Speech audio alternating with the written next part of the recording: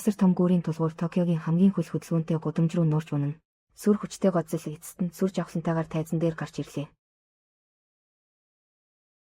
Энэ удаа тэр хамгаалагчийн дүрээр үргэлжлэн тулсдах болно. Далайн бурхан гэлтэй титан авраг мангастай нүүр тулна. Мангасуудын үеийн шинэ ангийг үргэлжлүүлэн хүлээн авч үзээрэй. Нартай тунгалаг нэгэн үдээс хойш Конг Скул арал дээр 50 алхаж байлаа. Толгоогоо эргүүлэхдээ тэр санамсаргүй нэг хүнийг олж харна. Тэр хүн модны ард сэмхэн нуугджээ. Тэр нь Кинтаро байсан бөгөөд Конгийг нууцаар ноороглон зурж байв. Конг өөрийн хүрэг ашиглуулах эрхэнд зөрчигдлөө гэж бодов. Тэгээд шууд ууртаагаар архирлаа. Тэр жигшүүртэй хүнийг айлгаад хөөн явуулав. Шүн нүмрэн ирэхэд Кинтаро арал дээрх бааздаа аль хэдийн буцаж ирсэн байлаа. Хашааны завсраар гарахдаа тэр яг аав Хирошитойгоо таарав. Хироши хүүгээ энд тэнд дими тэмлээ гэж зэмлсэнгүй. Харин ч түүний ноорог муугүй болжээ хэмээн магтлаа. Тэгээд дурсгал болгон нэг зургийг нь авч үлдэхийг хүсв. Хироши Кинтарод дахин хэлв. Эдгээр жилүүдэд тэр авраг мангасуудыг мөрдөн хөөцөлцөөр иржээ. Тиймээс Кинтарод хэтэрхий их өртөө гэдгээ мэдэрч байв.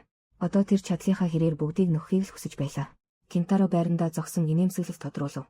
Энэ бол аавын хайрыг тэр анх удаа жинхнээсээ мэдэрсэн мөч байлаа. Гэвч нүд ирэмхийн зур аав хүү хоёр өөрт хавтсан байв. Оршуулгын яслалын уур амьсгал хүнд бөгөөд давчуу байлаа. Кеко шоу хоёр хоёулаа өг ашууд автжээ. Тэр үед оршуулгын газар руу нэг хүн алхаж ирэв. Тэр бол туранхай өндөр настай нэгэн байлаа. Шоугийн царайд гайхсан шинж тодров. Тэр харсан даруйдаа нөгөө хүний хэн болохыг танив. Түүний нэрийг Сузуки гэдэг. Олон жилийн өмнө авраг мангасуудыг дуудах цацрагийн дамжуулагчийг хийхдээ. Түүний зохион бүтээсэн загварыг үндэс болгож байжээ. Бараг 50 жил өнгөрчээ. Хоёулаа аль хэдийн буурал үстэй өгöd болсон байв. Харин нөгөө талд Кинтаро нэг эцэгтэй эгч Гитэ буруутгасаар байлаа. Хэрвээ эгч нь ямар ч шалтгаангүйгээр далайн эрэг рүү очиж авраг мангас руу ойртойгүйсэн бол аав Хироши ингэж амиа алдахгүй байх байсан. Гит толгоогоо тасралтгүй сэгсрэн уучлалт гуйж байв. Тухайн үед тэр яг л ямар нэг юмд эзэмдүүлсэн мэт байсан. Хөл нь огт захирагдахгүй байжээ. Кинтаро эгчигээ шалтак хайж байна гэж бодов. Тэгээд эгч нь мангасыг сулсан хэрэг явдлыг ч хамттана. Нэг бүрчлэн зөвхөн зэмлэв. Годзилла гарч ирэхэд дахиад хэр удах юм бол Китийн тарьсан балгийг цэвэрлэх гэж шүү дээ. Азар шоу гарч ирснээр эгч дүү хоёрын маргаан тасалдав. Доктор Сузукигийн нүд томоор бүлтийжээ. Хэдийгээр тэр шалтгааныг шоугоос урьдчилан сонссон байсан ч ийм залуу хിവэрэ Кеког хараад гайхаж шагшихгүй байж чадсангүй. Хідүүлээ хоорондоо мэдэн хэсэг ярилцсны дараа тэд талигаач Хироши Сузукитай байнга уулзаж зөвлөсдөг байсныг мэдв. Ялангуяа дохио дамжуулагчтай холбоотой технологийн талаар шоунуудыг ялалзуулан бодол хийлв. Тэгээд шууд доктор Сузукигийн гэрт зочлохыг санал болгов. Ингэвэл Хирошигийн өнгөрсөн амьдралыг өөр өнцгөөс мэдэж болох байлаа. Энэ саналыг бүгд санал нэгтээ дэмжив. Тэр орой хідүүлээ. Сузукигийн гэрийн хоолны ширээнд сууж байлаа. Өвгөн доктор одоо ч гэсэн тэр үеийн явдлыг сэтгэлдээ тэн шанасаар байв. Учир нь түүний удирдсан газрын гүний хайгуулын төсөл эцэстээ бүтлгүүтлэр дууссан юм. Үүнээс болж доктор Сузуки монарх байгуулахад бүрмөсөн мартагдан дарагджээ. Өнөөдөр залуу Кеког харах хүртлээ Сузуки бүтлгүүтлийн гол учрыг эцэст нь ойлгов. Тэр нь тэд тооцоолоогүй явдал байлаа. Хоёр ертөнцийн цагийн урсгалын зөрүүг цадтлаа идэж уусны дараа шоу энд ирсэн зорилгоо эцэст нь хэллээ. Би Хирошигийн амийг авсан тэр догшин аратныг сустгамаар байна. Тэр Сузукигийн энэ олон жил бүтээсэн хамгийн шинэ төхөөрөмжийг үзхийг хүсжээ. Хэрэг боломжтой бол шоу энэ эдийг ашиглаад Годзиллаг гарч иртэл нь татахыг хүсв. Тэгвэл тэр далайн бурхан мэт авраг биетнийг ялж чадна гэж боджээ. Доктор Сузуки толгой дахин онлын хувьд энэ төлөвлөгөө хэрэгжих боломжтой гэдгийг илэрхийлв. Гэхдээ цагийн урсгалын зөрүүг бодолцвол Годзилла хизээ гарч ирэхийг тэр өөрөө шийдэж чадахгүй байлаа. Харин холбоохон иргэн дэргэд Кит Кеко хоёрч бас сэтгэлийн үгээ хуваалцаж байв. Кит далайн ёроолын тэр авраг биетнийг сулснаас хойш өөрийн биед хачин өөрчлөлт гарсан гэж хэллээ. Өмнө нь Кит өөрийн мэдлгүй түүн рүү ойртдог байсан. Ихэнхдээ энэ тайлбарлашгүй учраас болсон бололтой. Кеко эхэндээ үүнийг гимшлээс нь үүдсэн. Сэтгэл зүйн хариу үйлдэл гэж боджээ. Гэвч Китийн хөлийн дэргэд долгио үсгийг харах хүртлээ энэ нь далайн ёроолын авраг биетэн гарч ирэхэд илэрдэг шинж байв. Ийм байдал хэр удаан үргэлжилж байна. Тэр нууцлаг авраг биетнийг сулснаас хойш түүний царай аажмаар цочирдсан шинжтэй болов. Китийн хийснийг батлахын тулд өөрөө туршилт хийхээр шийдэв. Тэд хоёул төхөөрөмж авахар буцах гэж байтал шоу цацрагийн ялгаруулагч очиж байхыг яг таарад харлаа. Асууж байц сайн мэдсэн нь тэр Сузукитай хамт осроо уул руу явж Годзиллаг дуудах гэж байжээ. Учир нь тэнд яг нэг хагарлын гарц байсан юм. Гэвч Кеко Кит хоёр энэ төлөвлөгөөг сонсоод нэгэн зэрэг эсэргүүцэв. Ямар ч авраг биетэн оюун ухаантай эртний амьтад хүн төрөлхтөн тэднийг бие урдаг дайралтын нохой мэт ашиглах ёсгүй. Гэвч шоугийн байр суурь юр бусын хатуу байлаа. Учир нь түүний хувьд энэ бол үхэх сэхээ үзэх амьд үлдэх тулаан юм. Тэр хоёрын холдон явах нурууг ширтэн Кеко гүнзгий амьсгаа авлаа. Одоо тэр туршилтын явцыг л түрэгдэхээс өөр аргагүй болов. Китээс өөр шийдэл олно гэж найджээ. Кеко нэгэн энерги хувирагчийг Китийн биед холбов. Энэ нууцлаг мэдрэх холбоог шинжилж болох цахилгаан дохио болгох гэж оролджээ. Бүх төхөөрөмжийг тохируулж дууссаны дараа Кейт хөлөө дахин усанд дөрөв. Кейко удалгүй нэгэн хачирхалтай дохио хүлээн авлаа. Харамсалтай нь дохио дэндүү сул байсан тул юуг ч тодорхой тайлбарлаж чадсангүй. Тэр Кейт усанд хүрэх талбайгаа нэмэх хэрэгтэй гэж үзв. Эцэст нь Кейкогийн урамшуулснаар Кейт шууд үсрээд орчихов. Бүх бие нь далайн усанд живхэд тэр даруй мэдэрлээ. Чихнийхэн дэргэд хачин дуу зуурайджээ.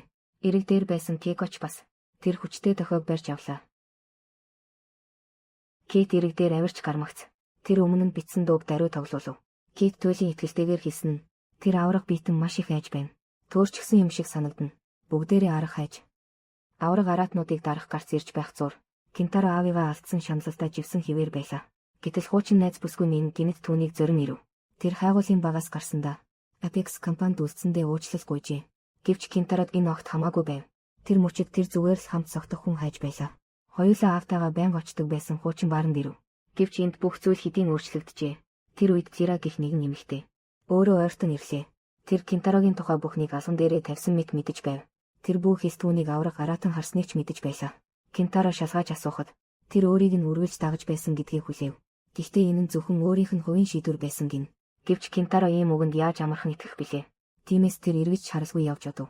Түүнийг баарнаас ганхан гарч ирэх үед утсанд нь монархаас мангасын төгшөөрийн дохио ирэв. Гудамжны хүмүүс бүгд хорогдох байр руу зүглэж байлаа. Гинэт асар том гүүрийн тулгуур тэнгэрээс унаж ирэв. Домогт Годзилла үнэхээр гарч ирсэн нь санаанд багтангүй. Газар хэмнэлтэйгээр доргиж эхлэв. Хүмүүсийн орилох дуу тал бүрээс хадав. Хүний цэргийн хүчинч даруй довтлогоо эхлүүллээ. Годзилла гарч ирсэн шалтгаан нь далайн ёроолын тэр авраг араатныг зохихын тулд байжээ. Гэвч тэдний зүгээр нэг хөдөлгөөн хүртэл бүхэл хотыг шарх сорив болгоход хангалттай байв. Дараагийн агшинд Кентаро орноосоо цочин сэрлээ. Саяын Фьордоос зүүд байжээ. Гэвч тэр сэтгэлийнхээ гүнд нэг шийдвэр гаргасан байв. Тэр ч бас шоугийн дуудах төлөвлөгөөг эсэргүүцэж байлаа. Харин тэр үед шоу Осоро уулын оройд хэдийн хүрсэн байв. Тэр олон жилийн өмнө яг эндээс дэлхийн гүний ертөнцөөс зүгтэн гарчээ. Хоёул энд шин төхөөрөмжийг турших ёстой байв. Ан цавыг нээлгүйгээр Годзиллагын байршлыг яг таг тогтоож чадах эсхийг шалгах гэжээ. Гэвч ан цавд үлдсэн асар их энерги төхөөрөмжид ноцтой саад учруулав. Нарийн зөв өгөгдөл авахын тулд шоу өөрөө дамжуулагч болохоор шийдэв. Тэр хүлээн авахчийг гартаа барин ан цавын ирмэг рүү алхам алхмаар төхөв. Төхөөрөмж асахтай зэрэгцэн хүчирхэг энергийн орон агшин зөөр үүсв. Аимшигт сорох хүч шоуг тас зуурч авлаа. Үүнийг харсан Сузуки даруй цахилгааныг таслав. Хүчирхэг сорох хүч агшин зуур алга болов. Хоёул зэрэг санаа амар амьсгаа авлаа. Годзиллаг олж чадаагүй ч төхөөрөмж нэгэн хэвийн бус дохиог барьж авчээ. Гинэт холбооны станцаас ярианы дуу сонсогдов. Би хурандаа шоу байна, тусламж хүсэж байна. Шоу газар дээрээ хөшиж орхив. Тэр хагас зууны өмнөх өөр нэг өөрийнхөө аврал хүссэн дохиог хүлээн авчээ. Өнгөрсөн үеийн дурсамж дахин толгойд нь цутган орж ирэв. Цаг хугацаа 1958 он руу буцна. Цэргийн өндөр тушаалтнуудаас зөвшөөрөл авсны дараа монарх өсрөнгүй хөгжлийн замдаа оржээ. Ирч хүчээр дүүрэн бил Геко 2 залуу шоутай хамт цоо шин төв байранд нүүж орлоо. Тэд авраг араатны ганцхан гэрэл зургийн ачаар урд өмнө байгаагүй нөөц дэмжлэг олж авав. 3 том твд урт застаг байгуулжээ. Оффист гуруула хундаг өргөн тэмдэглэв. Сайхан ирээдүгээ хамтдаа төсөөлөн догдож байлаа. Гэвч шоу Геко 2-ын хувьд харц тулгарах бүрт баг зэрэг эвгүүцэл мэдрэгдэнэ. Норигийн арал дээр тэр хоёр дотн нэгэн шүнийг хамт өнгөрөөснөөс хойш тус тусын амьдралдаа бутсан. Ингээд 3 сарын дараа анх удаа уулзаж байгаа нь юм.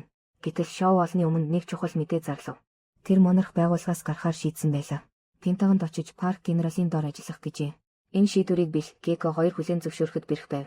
Тэд гуруулаа мөр зэрэгцэн тэмцэж авраг биетнүүдийн хэргийг эцсийг нь хүртэл авч явна гэж бодсон. Харин шоу энэ нь гурууланд нь ашигтай гэж хэлв. Гэвч үг нь булзаарсан нь цаанаа өөр шалтгаантай гэлтгэн. Гэхдээ бүхнийг гайхшруулсан зүйл нь шоу үнэндээ өндөр албан тушаалтны хүү байжээ. Түүний аавч армид бодит ирэх мэдтэй хүн байсан. Хүүн эцэстээ дэлхийгээр тэнэх хэрэггүй болсныг мэдээд өвгөн генерал тун их баярлав. Юу ч болсон сайхан тэмдэглэх ёстой гэлээ. Хідэн хундагаа арих орсны дараа өвгөн генерал амжилттай шалгаж хүүгээ монархаас гарах болсон шалтгааныг мэдэж ав. Эцсийн эцэст хайр сэтгэлийн зовлон байжээ.